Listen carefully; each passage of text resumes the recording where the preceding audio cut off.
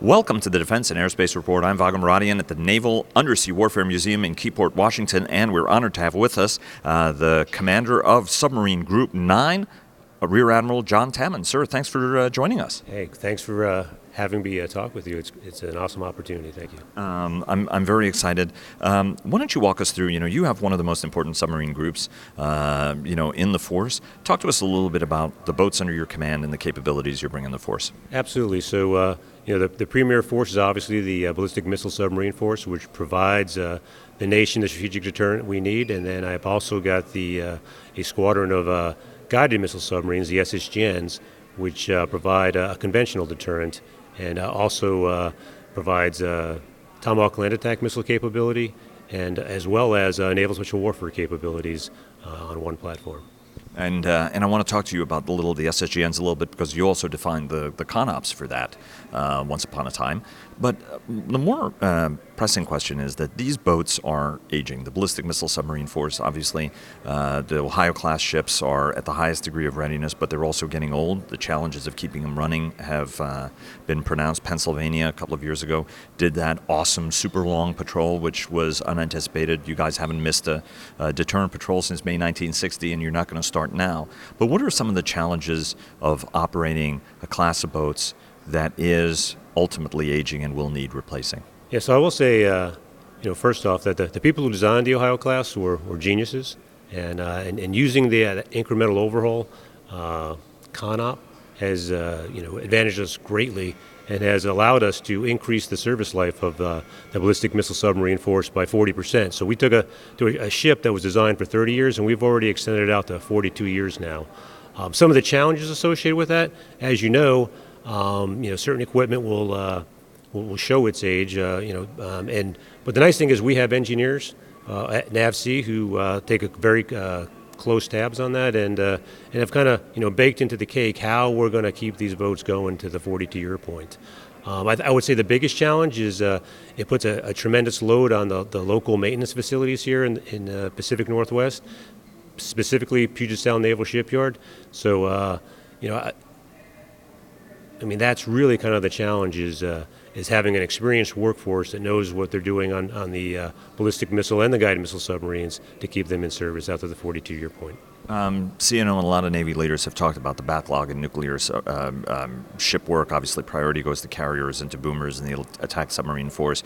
A lot of solutions there going also into private industry to try to help them.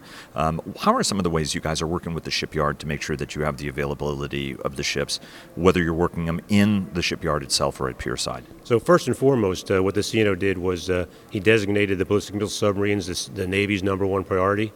So the shipyard now has the ballistic missile submarines as their #1 job. So we really haven't developed a gigantic backlog because they use that incremental overhaul cycle to get at it, and the funding has been placed there by Navy to make sure we can do that. And then for the guided missile submarines, they are not the same priority as the ballistic missile submarines or the carrier, but they're still very important to PACOM's ability to carry out their plans. So we make dedicated efforts to get those guys out underway as well. Obviously, the Budget Control Act has been a big focus. It's affected everybody in the military. How have these budgetary limitations affected you and your force? So I would say, again, by the CNO, raising or elevating the SSBN to #1 priority, that hasn't necessarily affected them directly. The indirect effect was during sequestration, and particularly the furlough period, where the shipyard was trying to plus up, an aging workforce. They were trying to get new workers in, and that furlough and the continuing resolutions kind of slowed that process down. And you can see that, that working its way through the belly of the snake now, trying to get a more experienced workforce at the shipyard to do the maintenance on the submarines. Do you, obviously the Navy has looked for an anomaly, to designate the Ohio replacement something that should get started on time under the current budgetary rules and under the continuing resolution, and Congress hasn't yet gone for that. How much more margin is there in this force if the Ohio replacement program continues to be delayed? Let's say if we have a 1 or 2 more year delay, what are the potential implications and impact on the force? Yeah, so my understanding of Ohio replacement right now is a day-for-day slip. If we don't get the the detailed design moving, and then the metal being bent on schedule. It'll be day for day. So, and what that means, X number of years from now, when the Ohio class starts decommissioning, is that we won't have the right number of submarines to meet STRATCOM requirements unless we start promptly. And looking at it from the standpoint, obviously the president-elect has talked about scrapping the Budget Control Act, more money for defense. If the Budget Control Act goes away and there's more money for defense and you had more money, what would you spending that more money on? Well, that's an excellent question. So I think the shipbuilding program is clearly a place you want to invest that money to make sure we get our ship count up to where we can meet the nation's requirements for warfighting. But I also think as you bake in the extra ships, you also have to bake in the life cycle costs to train, man, and equip those and sustain them to make sure it's done right.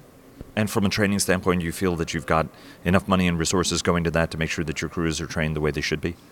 Yes. So, over the past few years, there have been a number of nuclear enterprise reviews, and one of the areas that's looked at very closely is how we train those crews and off crew to make sure they're able to meet STRATCOM's requirements the day they untie the lines from the pier and head out to sea.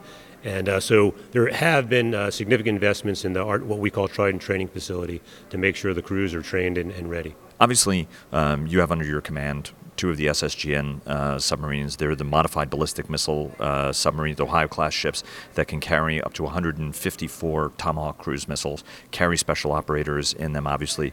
Those ships are not necessarily in the Ohio Replacement Plan program. The view is that why don't we distribute these with new large-diameter tubes, the Virginia payload module aboard the Virginia-class attack submarines, to give them a little bit more multi-mission capability to them. As somebody who is so familiar with the SSGN, is that going to be a good solution to something which is really just an incredible mass fires tool?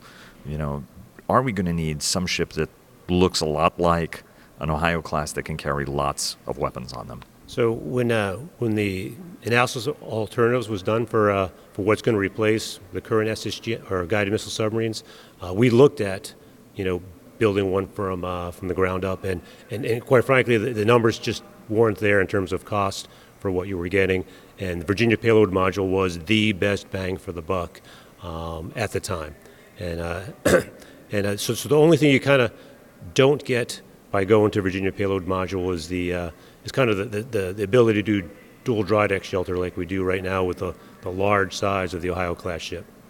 And about the attack submarine force, obviously unmanned underwater vehicles is something that's very important. You have under your command some 688 class submarines, the Los Angeles class submarines. Obviously, they'll sequentially be replaced by the Virginia class. But as you look at unmanned underwater vehicles, one of the things that Admiral Murs recently told us was, hey, look, we need to get this capability out into the force. And I know the people here at Newark at the Naval Undersea Warfare Center are working that, and we're going to talk to them. But what are some of the capabilities that you want to see on the attack submarine force from an unmanned underwater vehicle standpoint? So clearly the ability to launch and recover from the submarine, although that's not necessary because we do have TTPs that would allow us to launch and have someone else recover, or to launch and leave there for a while. But truly the one area I think Admiral Murs has been talking about, we're really working on is getting the legs, the battery life to support the endurance we need for UUVs, and then ultimately the artificial intelligence required to do what's needed for a UUV, because it's not the same as an unmanned aerial vehicle in that you don't have eyes, and you actually have to have the processing and computing on board to allow the unmanned undersea vehicle to make the decisions it needs to be safe. And of course, in the world's harshest and most demanding environment, right? The deep sea to be able to go off and do its own thing for protracted periods of time. Absolutely. What we like to say is we want those unmanned undersea vehicles to do what's dull, dangerous, and dirty. And ultimately, there are folks who are now talking about extra large, right? There's the large diameter unmanned underwater vehicle, but now folks are talking about the extra large unmanned underwater vehicle. What, are those distinctions important to you, or is it really the delivering of capability no matter what size it is, or does it prove challenging if you have something that really is that you're towing behind you, for example, something that's almost the size of like what would be a conventional submarine for any other Navy? So I think you kind of captured it. It's really what do you want it to do, and then the size and endurance will stem from that. And I would say the best person to ask those questions is Devron 5. Captain Goucher, who's the Commodore right now, that's kind of his subject matter expertise right now. We'd love to talk to him about that. Now, let me take you back to a tour down memory lane. So you started your career on USS Plunger, which was a Thresher or Permit class submarine, and behind us is from Greenling, I think, the control room. What was it like starting your career on what was not exactly a spring chicken of a boat and of a design that was significantly more cramped than I think what anybody today experiences in the submarine force? So what we used to say back in the day was, being on a 594 was like being on a sports car. They were small, they were quick, and they were quiet, and we got to do very, very exciting things. And I would say, the real takeaway for me on being on a boat that old was that I really learned how to maintain a ship and how to fix a ship, in situ and not have to come back to port to get it done. So basically, fighting the ship and maintaining the ship on mission. And you were the damage control assistant. Was your first job? Absolutely. I was the damage control assistant and the quality assurance officer. And you learned every corner of the ship. And you also said that one of the things that was very sobering was what was written on all of your valves. Yeah, so it was very interesting when we would get valves back from the supply system. Some of them actually had engraved on them USS Thresher because they were in the system. Is that something that you guys thought about often when you were on the boat, that you were a sister ship of that legendary sub? So absolutely, having been the quality assurance officer for my very first job, it was my job to make sure that when we maintained the ship, we did it correctly, and that the number of surfaces would equal the number of dives. And one last question. Obviously, commanding officer of USS Plunger once upon a time was Dave Oliver, who was retired as a rear admiral. And you crossed paths with Admiral Oliver also, who anybody who's from Washington knows was former senior executive at Airbus, but also was the principal deputy undersecretary of Defense for Acquisition Technology and Logistics, among his many other illustrious things. He's also an author and was also the first Naval Academy English graduate, and he wrote a famous book called Lead On, which you're familiar with, aren't you? Absolutely. I got to do PAC-X 89 with Admiral Oliver, who was the Submarine Group 5 commander at the time, and we got to listen to him read each chapter as he produced it on board. So it was a wonderful experience. And that was when you guys were aboard the tender? Yes. And can you ever have enough tenders, or are more tenders always better? So I will say tenders are definitely a force multiplier, and right now we have 2 out of Guam, and those guys are great for maintaining our ships. Sir, thanks very much for spending time with us. Thank you.